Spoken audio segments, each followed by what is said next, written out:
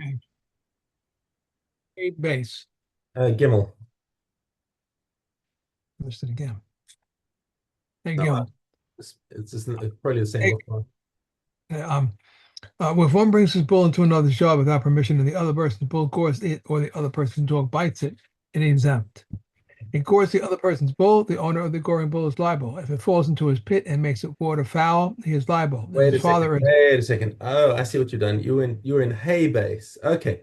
Sorry, okay, that you further back. Okay, so then you were right. It should have been base, but that's not the most recent set. Okay. Um, okay, should I start so that's fine. So that's fine. We'll come back to that in a minute. Why don't you start with Ches Gimel. Head Gimel? Chet, yeah. Oh, that's those are the new ones I thought. No, so the new ones are in Ches Vav. I'm so screwed up. If one strikes his father or his mother, but does not inflict a wound upon them, or if he one wounds another on Yom Kippur, he is liable for all of them. If one wounds a Jewish bondman, he is liable for all of them except the loss of time when he is his. If one wounds a Gentile slave belonging to others, he is liable for all of them. Rabbi Yehuda says slaves have no indemnity for a disgrace. It is advisable to class for the deaf, inadvisable to class for the deaf mute, a mentally deranged person, or a minor. If one wounds them, he is liable, but if they wound others, they are exempt. It is inadvisable to class with a slave or with a woman. If one wounds them, he is liable, but if they wound others, they are exempt, while they must pay later. Should the woman become a divorce or the slave freed, they are obligated to pay. If one strikes his father or his mother and inflicts a wound upon them, or if one wounds another on the Sabbath, he is exempt from all of them because he is liable for his life. If one wounds his own Gentile slaves, he is exempt from all of them. Okay. Hatokeh l'chavero, somebody who punches his friend. Nose nosela. Uh, so the Tanakama says you only pay one seller, which is a four denarim. Okay, Rabbi Yehuda Omer Mishum Rabbi Yossi Haglili Mane says no, you're off the scale, mate. It's 100. Staro. Interestingly, slapping is a higher level of damages than a punch. 'Cause it's more humiliating. No sen lo masaim zuz. We're not talking about damage, we're talking about humiliation. So there, it's 200 zuz. La'achayad, and if it's a backhand slap, that's even more contemptuous. No sen lo arba meos zuz. Then it's a 400 zuz penalty. Tsaram Ba'ozno, if he yanked on his ear, Talash Basar, or pulled his hair, Rakak V'Gia Boruko, if he spat in at somebody and the spit actually reached him, Hervir Taliso Bimeno, or he pulled his cloak off him, Para Rosh Isha Bashuk, or he deliberately uncovered a woman's hair in the shuk. No saying Arba Meos Zuz. These are all very humiliating things to do to a person, and all of them are liable for a 400 zuz penalty. Okay, or 400 zuz in payment of boshes. I don't want to use the word penalty because it's boshes. It is commensurate with the damage suffered. Okay. Zehaklal hakol lefi kvodo. So it says the Tanakama, but this is all according to somebody who is on the highest social strata, who's got the most dignity. But if somebody is like a bum in the street, he's not, and somebody slaps him, he's not going to be able to claim 400 zuz because he's got very little dignity to start with. Comes along Rabbi Akiva and says, Afilo aniyim shebi Yisrael or imosam ki ilu heim b'nei choren sheyardu minichsehem. He says, you can't have a discrimination against people of lower social class. We have to view the people of lower social classes. They're still Bnei Israel, right? And it's like, okay, so they're poor for now, but who says they're always going to be poor, and who says that this is that they don't have the same dignity as anyone else? Rabbi Akiva says everyone gets out damages as if they were among the upper classes. Right? Shehem b'nei Avraham, Yitzchak, Yaakov. These are the children of Avraham, Yitzchak, and Yaakov. There is nobody who is considered uh, below the status to get the full damages. And furthermore, there was a maaseh that happened with Rabbi Akiva. Okay, Ve'echad shepara rosh ha'isha b'shuk. Okay, so it's exactly one of the cases that we just said above. A man got angry with a woman and he yanked off her head, her kisoi rosh. Bas lifnei Rabbi Akiva, and she sued him in the based in Rabbi Akiva. V'chiyavo litain la arba meos zuz, and he true to form, called out a fine of 200, 400 zuz to pay this woman. Amalo Rebbe, tain zman. He said, "Give me some time, please, to come up with the money." Nasan lozman, and Rabbi Akiva said, "Okay." Shimra Omedis Pal Pesach Chatera, and he lay in ambush for her, waiting outside her home. And as she came out, he came v'shavar es hakad b'faneha, and he broke a jar of oil in front of her. Now she was obviously a very poor woman, for whom this little bit of oil was considered valuable. Uboki isa sheman, just a little bit of oil. Gilasa Rasha, and right in front of her house, in full view of the public, she uncovered her hair. So she was taking the oil, so it shouldn't be wasted, and rubbing it on her hair, because that's what women did in those days, is they put oil in their hair to as a conditioner or something. Okay, hair mid aleha edim. So this guy who was found guilty of humiliating her had brought along a couple of witnesses for the purpose, and said, "Look what she's doing. She's and the witnesses saw it. Ba'alif ne Rabbi Akiva." So he brought his two witnesses in front of Rabbi Akiva, and they said to her, "Yes, this is true. She was sitting in front of her house and she uncovered her own hair in public." Amalo Rabbi, zoani nosin arba me'os zuz, and so you're saying that I must give her 400 zuz? She doesn't have any dignity of her own. She uncovers her own hair of her own free will. Amalo lo amarta klum. Inadmissible evidence. Makes no difference. Hachovel ba'atzmo. If a person wounds himself, afal pisha ein rasha, he's not allowed to, but he's patur. Nobody's gonna make him give a fine to himself. Acherim shechavlu bo chayavin. But if anyone else comes after and says, "Oh, this guy injured himself, let me go and injure him as well," no, they will be chayav for injuring him. Vakotzet benetiaso. If somebody goes through his garden uprooting his plants, afal pi she'eno rashai, this is a case of bal tashchis. He's violating bal tashchis, and people other people come and say, "Oh, look, he's uprooting his things. Let's go and join in the fun." So they come and start uprooting his plants, and he said, "Wait, I didn't want you to do that." Now he can sue them in court, and they will have to pay. So he doesn't have to pay anything, but other people who uproot his things have to pay. So similarly, this woman who uncovered her own hair, okay, she wasn't allowed to, but if somebody else comes and does it, full 400 zuz. Sorry. Okay. Zion. Afal pi shehu no sein lo, even though the mazik pays the nizak in full, eno nimchal lo ad sheyevakesh mimenu. That it's not enough just to pay the money. He must ask for forgiveness. Otherwise, Hashem doesn't forgive him either. Shenemar va'ata hashev eishes ha'esh. Okay, so this is the case of Abraham and Abimelech, where Abimelech had taken Sarah, and it wasn't good enough for him just to return her. He had to beg for Abraham to daven for him, right? Uminayin shelo yehei mochel achzari. And how do you know that the Nizak shouldn't be cruel about not forgiving him? Shenemar vayispalel Abraham el ha'Elohim vayirpa Elohim es Abimelech. That's what happened. Abraham didn't hold any grudges. He accepted his wife back. He davened to Hashem to heal Abimelech, and everything, and they had a good relationship thereafter. Ha'omer sama es eni. A person comes to somebody else and says, "Blind my eye, k'tai es yadi, cut off my hand, shavor es ragli, break my leg," and the person says, "Okay, I'll do that." He's still chayiv. Okay, he wasn't allowed to do it, and in any case, we're going to assume that the person was being sarcastic. Nobody really wants to have these things done to them. If he says almanas liftor, and in other words, the would-be mazik asks the guy, "Really, you want me to break your arm, and I'll be patur from damages?" And the guy says, "Yeah, chayav. Sorry." We're still going to assume that he's being sarcastic, Nobody actually wants to have this damage done to himself.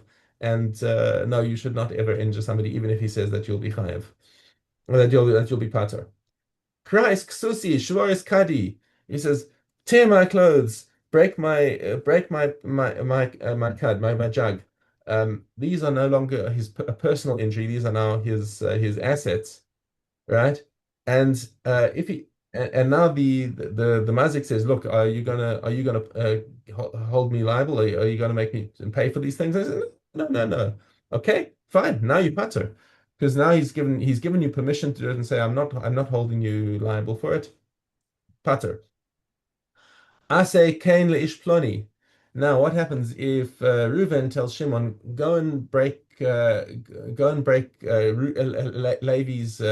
kalim. I'll cover the damages.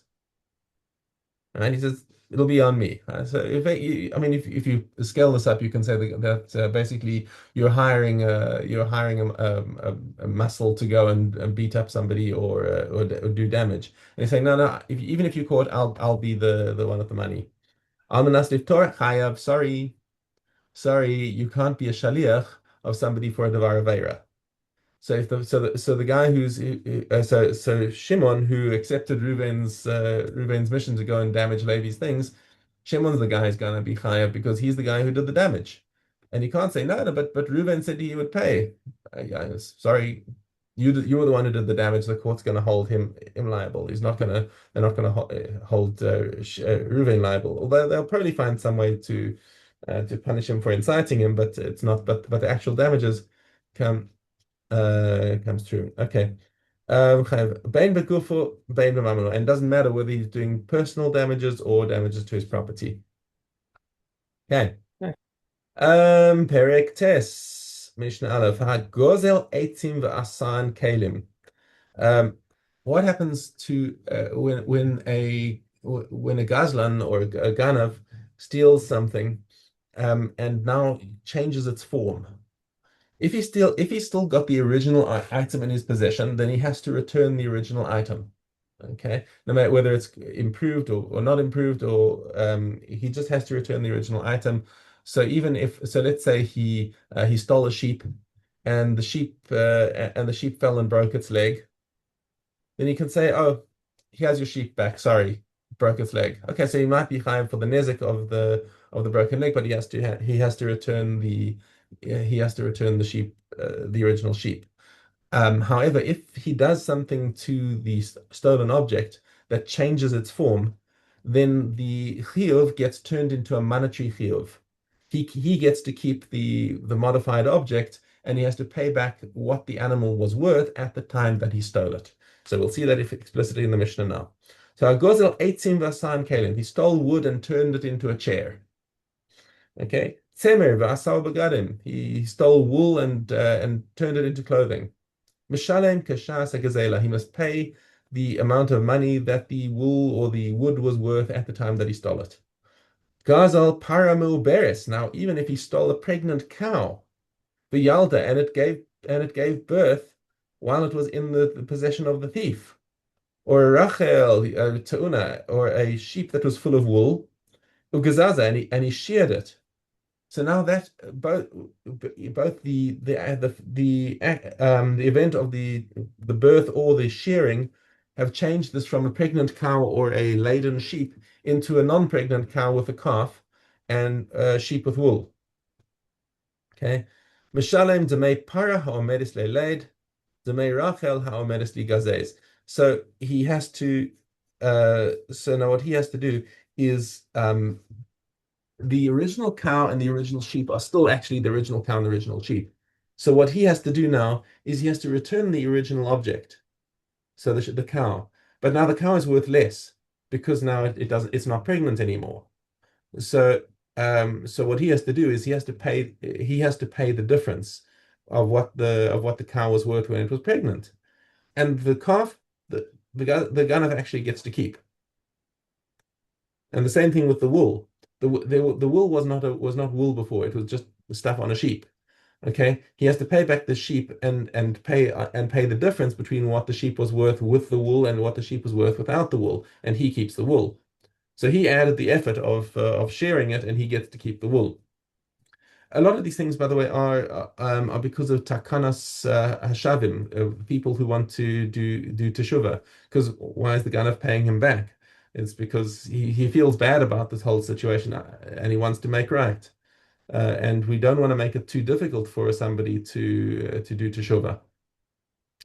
So even a Ganav gets the benefit of some of these things. Nonetheless, if there were witnesses who saw him doing it, he's still going to have to pay kafel.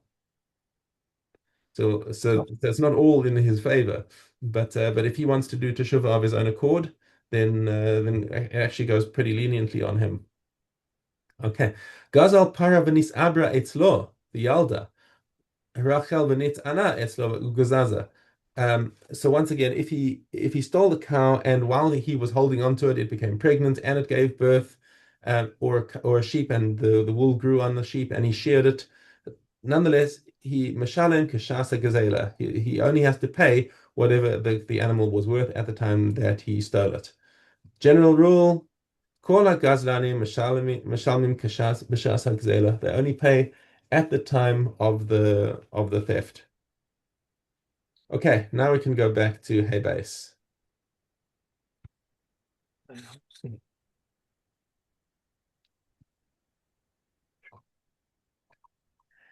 Hey base.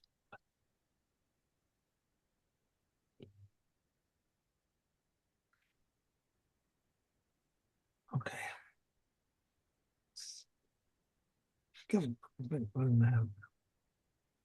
So messed up here.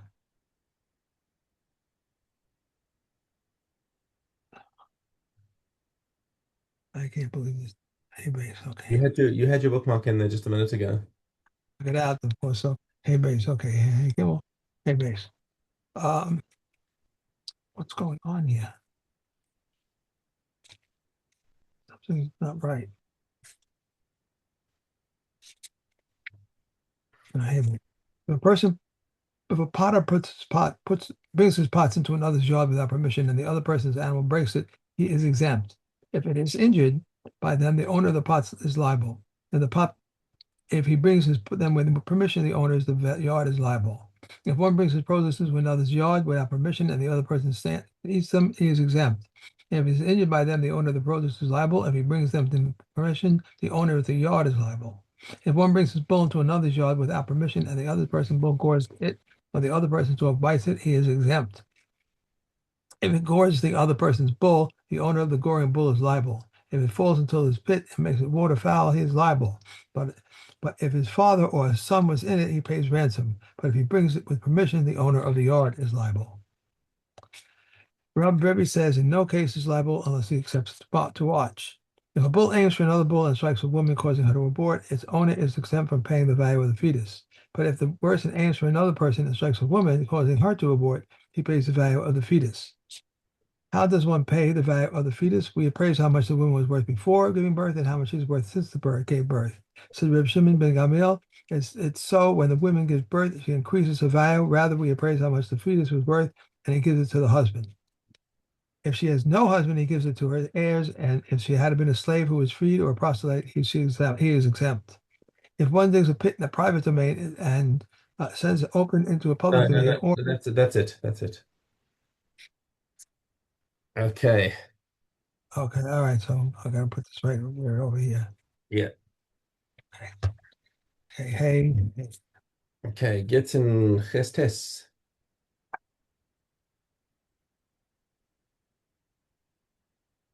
Hey, test base. No, Base, right? no, Gestes. Test. Say that again, please. Ches 8, 9. Why do I have this all messed up?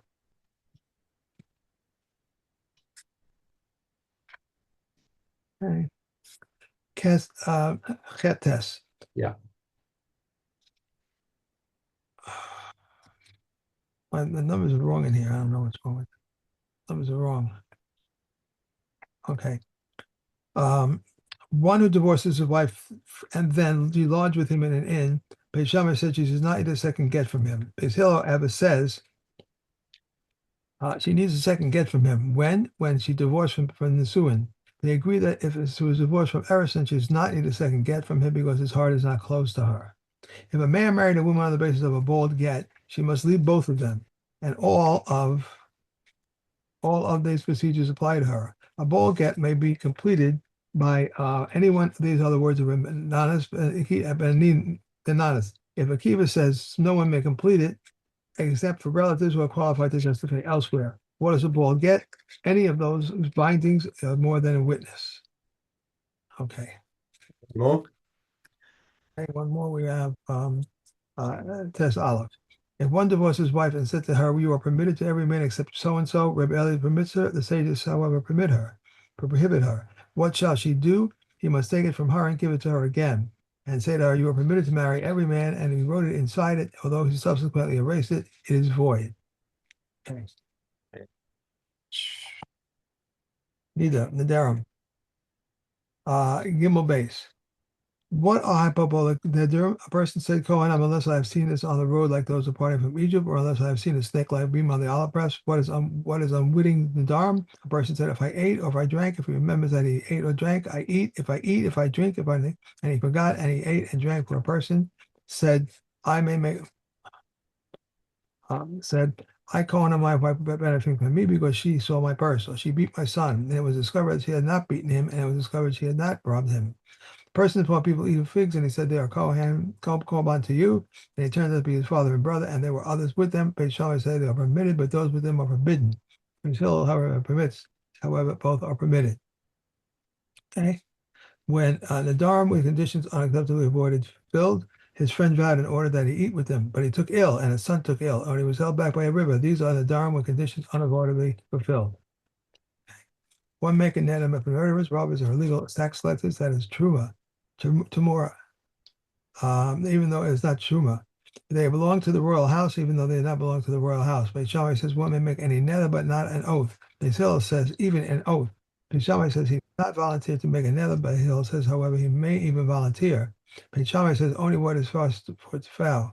Beit Hillel, however, says even what he is not forced to vow. How is this? They told him, say, Kohen and my wife benefiting from me, and he said, Kohen and my wife and my children benefiting from me. Beit Shammai says his wife is permitted, but his children are forbidden. Beit Hillel says both are permitted. Okay.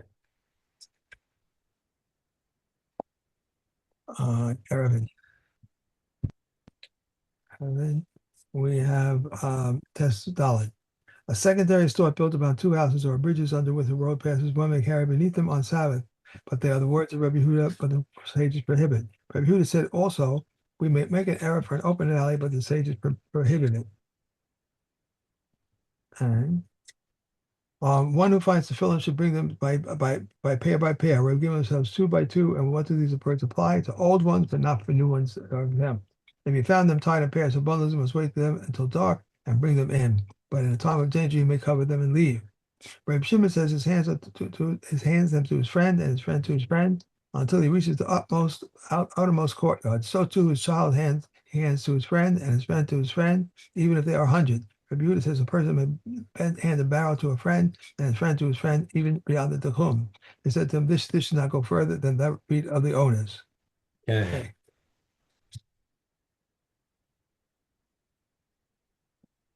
Vida.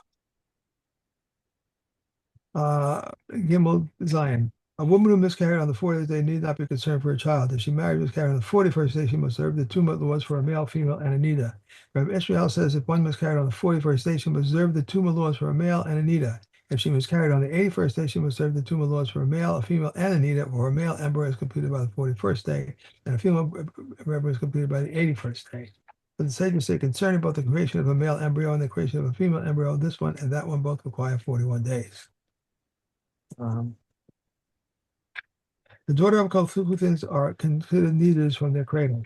Kuthian men render a bottom mattress as tummy, than which the top is which as that which on top is of a sob, since they are viewed as men who have cohabitated with nidos. Since Kuthan women observe a nida period in front of any kind of blood. However, one is not liable on account of articles that were for a Kuthian. For entering the temple with tummy objects, nor does one burn tuma because it came into contact with the article, since the tuma is in doubt. The Lord are Sadducees when their custom follows in the paths of the fathers, they are like Kuthian women. If they separated from the custom to follow in the path of Jews, they are like Jews. Yossi says the seduction's women's law is always equivalent to that of a Jewish, unless they separate from the Jewish custom to follow in the path of their fathers. Yeah. Considering you do. That's it. Yep. Yeah. So that's three. Okay, one more. Okay, and Bechoros. Gimel, base Gimel. Unconsecrated animals are consecrated preceded their blemish, or temporary blemish preceded their consecration, and a permanent blemish developed in them afterwards, and they were redeemed, are exempt from the law of Bokor and from the gifts given to Kohen, and do not revert to mundane status to the extent that they may be slaughtered and shipped to work. Their offspring and their milk are prohibited after their redemption. One who slaughters them outside the temple court is liable. They affect Tamura, and if they die, they must be buried. If one receives animals at the fixed value of a non-Jew, the offspring are exempt from the law of Bakor, but the offspring of that offspring are liable. If you put the offspring in place of their mothers, the offspring of the offspring are exempt from the law of Bakor, but the offspring of the offspring of the offspring are subject to it. And when Shimon Gamaliel says even up to 10 generations are exempt from the law of Bakor because the non-Jew has a lien on them. If a ewe brought an offspring resembling a goat, or if a goat brought an offspring resembling a ewe, it is exempt from the law of Bakor. If it retains some characteristics, it is subject to the law of Bakor. If a ewe which had not previously given birth, That's it. We're done. is it finished? Yeah. All three. Sorry, I'm a little messed up today. Tov. Okay. Oh, it's early. Have a good day.